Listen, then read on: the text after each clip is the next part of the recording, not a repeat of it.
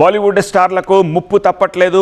ఓవైపు సైఫ్ మీద దాడి చేసిన దుండగుడు ఏం చేశాడో పోలీసు వర్గాలు చెప్తున్నాయి. ఈ అంశమే ఇప్పుడు షాకింగ్గా మారింది. ఈ డీటెయిల్స్ని ఇప్పుడు బ్రేకింగ్ రూపంలో చూద్దాము. సైఫ్ అలీ ఖాన్పై దాడి కేసులో నివ్వెరపోయే నిజాలు వెలుగులోకి వస్తున్నట్టుగా తెలుస్తోంది. సైఫ్ అలీ ఖాన్పై దాడి కన్నా ముందు షారూఖ్ ఖాన్ ఇంటిపైన ఈ దుండగుడే రెక్కి చేసినట్టు పోలీసులు చెప్తున్నారు. కానీ షారూఖ్ ఇంట్లోకి చొరబడడం కష్టమని అటాకర్ భావించినట్టుగా తెలుస్తోంది.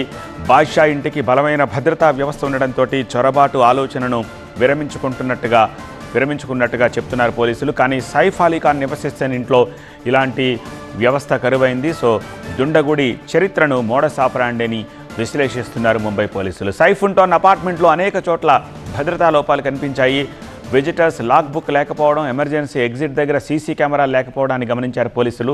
సో దుండగుడు గంట పాటు సైఫ్ ఇంట్లో ఉన్నట్టుగా పోలీసులు చెప్తున్నారు.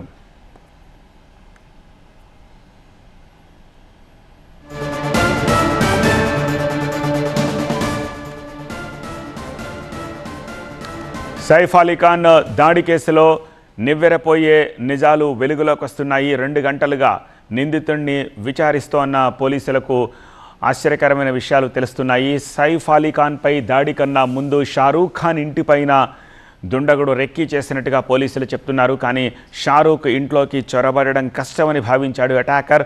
బాద్షా ఇంటికి బలమైన సెక్యూరిటీ సిస్టమ్ ఉండడంతో చొరబాటు ఆలోచనను విరమించుకున్నట్టుగా చెప్తున్నారు పోలీసులు. కానీ సైఫ్ అలీ ఖాన్ నివసిస్తోన్న ఇంట్లో ఇలాంటి సెక్యూరిటీ కఠినతరంగా ఏమీ లేదు.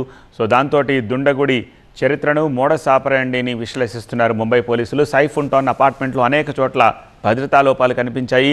విజిటర్స్ లాక్ బుక్ లేదు, ఎమర్జెన్సీ ఎగ్జిట్ దగ్గర సీసీ కెమెరాలు లేవు. సో దీన్నంతా గమనించే సైఫ్పై అటాకర్ దాడికి దిగినట్టుగా తెలుస్తోంది.